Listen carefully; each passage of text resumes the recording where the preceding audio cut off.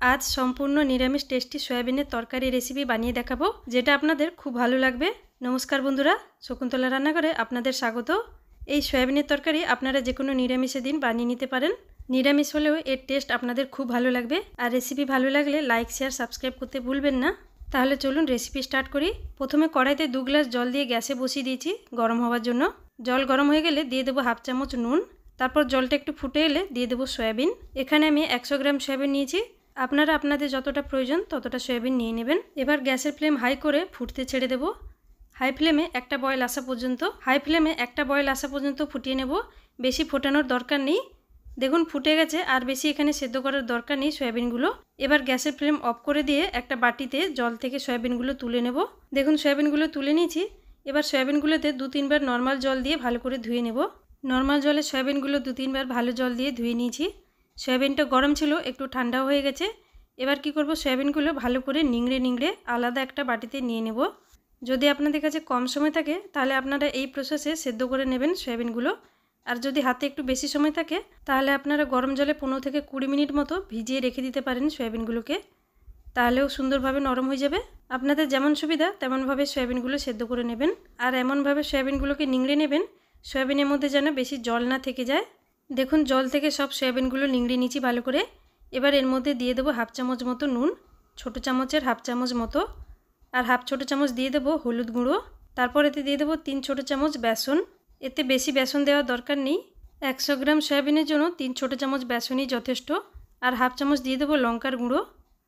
আর এতে দিয়ে দেবো হাফ ছোটো চামচ গরম মশলার গুঁড়ো। এইসব দেওয়ার পর ভালোভাবে মিক্স করে নিতে হবে। এতে জল দেওয়ার দরকার নেই, কারণ সয়াবিন নিংড়ানোর পরেও একটু সামান্য জল থেকেই যায়। সেজন্য এতে একদমই জল দেওয়ার দরকার নেই। এবার দেখুন সয়াবিনটা ভালোভাবে মিক্স করে নিয়েছি। এবার যাব নেক্সট প্রসেসে। এখানে দেখুন গ্যাস অন করে একটা ফ্রাইং প্যান বসিয়ে দিয়েছি। প্যান গরম হয়ে গেলে 1.5 বড় চামচ মতো দিয়ে দেবো সরষের তেল। আপনারা চাইলে রিফাইন তেলও দিতে পারেন। তেল গরম হয়ে গেলে দিয়ে দেবো আমাদের মেখে রাখা সয়াবিনগুলো। এবার মিডিয়াম টু হাই ফ্লেমে সয়াবিনগুলো ভালো করে নেড়ে চেড়ে ভেজে নেব। সয়াবিনগুলো গোল্ডেন কালার আসা পর্যন্ত ভালোভাবে ভেজে নিতে হবে, একেবারে ক্রিস্পি হয়ে যাওয়া পর্যন্ত। ক্রিস্পি হয়ে যাওয়া পর্যন্ত ভাজলে এর টেস্টটা খুব ভালো আসবে। এতে যেহেতু বেসন দেওয়া হয়েছে, বেসন যখন ভালোভাবে ভাজা হবে তখন সয়াবিনের ওপর একটা পাতলা কোটিং হয়ে ভাজা হয়ে যাবে। সেজন্য টেস্টটা আরও ভালো লাগবে। আর সয়াবিনগুলো ভাজার সময় কড়াই বা প্যানটা তেল দেওয়ার পর খুব ভালোভাবে গরম করে নেবেন। তাহলে আর সয়াবিনগুলো ভেঙেও যাবে না আর কড়াইয়ের গায়ে আটকেও যাবে না। এবার দেখুন সয়াবিনগুলো খুব ভালোভাবে লাল লাল করে ভেজে নিয়েছি। এবার এগুলো একটা প্লেটে তুলে নেব। দেখুন সয়াবিনগুলো সব প্লেটে তুলে নিয়েছি। আপনারা চাইলে এমনিও এই সয়াবিনগুলো খেতে পারেন একটু সস দিয়ে। এবার এটা সাইডে রেখে দেবো। এবার সেই সেম প্যানের মধ্যে আরও 1 চামচ মতো তেল দিয়ে দেবো। তারপর এখানে নিয়েছি 2টো মিডিয়াম সাইজের কাঁচা আলু। আলুগুলো বেশি বড় বড় পিস নয়, একটু ছোট ছোট পিস করে কেটে ধুয়ে রেখেছিলাম। আলুর মধ্যে সামান্য পরিমাণ দিয়ে দেবো নুন, আর সামান্য পরিমাণ দিয়ে দেবো হলুদ গুঁড়ো। দিয়ে আলুগুলোকে একটু কালার আসা পর্যন্ত ভালোভাবে ভেজে নিতে হবে। গ্যাসের ফ্লেম মিডিয়ামে থাকবে আর আলুটা এমনভাবে ভাজতে হবে যাতে আলুটা হাফেরও একটু বেশি সেদ্ধ হয়ে যায়। যতক্ষণ আলুটা ভাজা হচ্ছে ততক্ষণ এদিকে একটা মশলা বানিয়ে নেব। মশলার জন্য একটা বাটিতে আমি নিয়ে নিয়েছি 1 ছোটো চামচ কাশ্মীরি লঙ্কার গুঁড়ো, আর 1 ছোটো চামচ দিয়ে দেবো জিরে গুঁড়ো, আর 1 ছোটো চামচ দিয়ে দেবো ধনে গুঁড়ো, আর দেবো 1 ছোটো চামচ এতে গরম মশলা গুঁড়ো, আর এতে দিয়ে দেবো 1 ছোটো চামচ মতো কসুরি মেথি। নিরামিষ রেসিপি বানানোর জন্য কসুরি মেথি একটু দিয়ে দেখবেন, খুব ভালো ফ্লেভার আসবে। এবার এতে একটু জল দিয়ে ভালোভাবে মিক্স করে নেব। এইরকমভাবে মশলা একটু জলে গুলে নিলে মশলাটা কড়াইতে দেওয়ার সঙ্গে সঙ্গে পুড়ে যাবে না। এবার মশলাটা রেডি করে নিয়েছি। এবার এটাকে এখন সাইডে রেখে দেবো। এবার এদিকে দেখুন আলুটাও ভালোভাবে ভাজা হয়ে গেছে লাল লাল করে। এবার আলুগুলোকেও তুলে নেব সয়াবিনের মধ্যে। তারপর এগুলো এখন সাইডে রেখে দেবো। যাব নেক্সট প্রসেসে। এবার গ্যাসে একটা কড়াই বসিয়ে দিয়েছি গরম হওয়ার জন্য। কড়াই গরম হয়ে গেছে, তাতে 1 বড় চামচ সরষের তেল দিয়ে দেবো। তেল গরম হয়ে গেলে তার মধ্যে দেবো হাফ ছোটো চামচ গোটা জিরে, আর দেবো একটা তেজপাতা, 2 টুকরো ডালচিনি, আর 2টো ছোটো এলাচ। এগুলো একটু তেলের মধ্যে ফুটে গেলে একটু আগে যে মশলাটা গুলে রেখেছিলাম সেটা দিয়ে দেবো এর মধ্যে। গ্যাসের ফ্লেমটা এই সময় লো টু মিডিয়ামে থাকবে, বেশি হাই করবেন না। এবার এতে হাফ ছোটো চামচ দিয়ে দেবো হলুদ গুঁড়ো, দিয়ে মশলাটা ভালোভাবে মিক্স করে নেব। এবার লো ফ্লেমের মধ্যেই মশলাটাকে 2-3 মিনিট মতো ভালো করে কষে নেব, যতক্ষণ না মশলা থেকে তেল আলাদা হয়ে যাচ্ছে। যতক্ষণ মশলা কষানো হচ্ছে ততক্ষণ চলুন আর একটা মশলা বানিয়ে নেব। এদিকে আর একটা মশলা বানানোর জন্য এখানে আমি নিয়েছি মিডিয়াম সাইজের 2টো টমেটো কেটে নিয়েছি, আর তার সঙ্গে আমি নিয়েছি 10-12টা ভাঙা কাজু।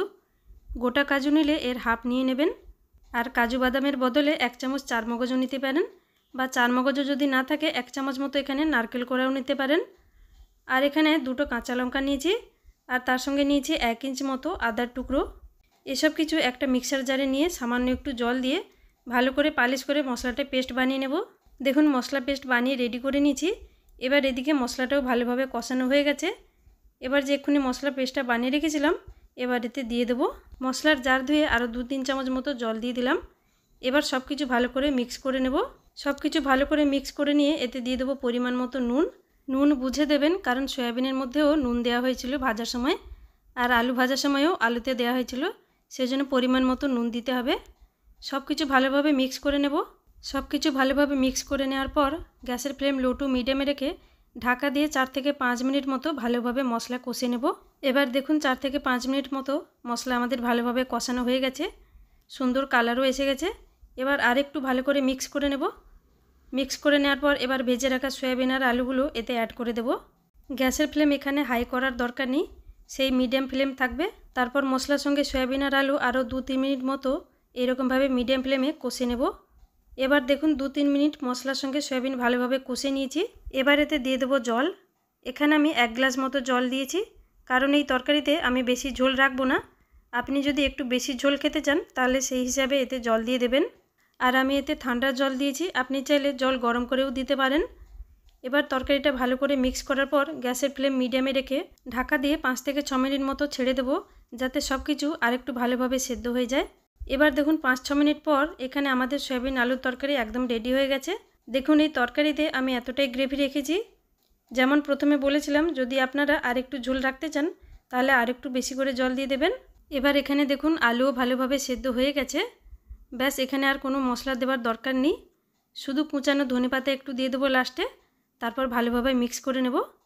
ধনেপাতা দেওয়ার পর গ্যাসের ফ্লেম এখানে অফ করে দেব। এখানে আমাদের রেডি হয়ে গেল সয়াবিন আলু দিয়ে নিরামিষ দুর্দান্ত রেসিপি।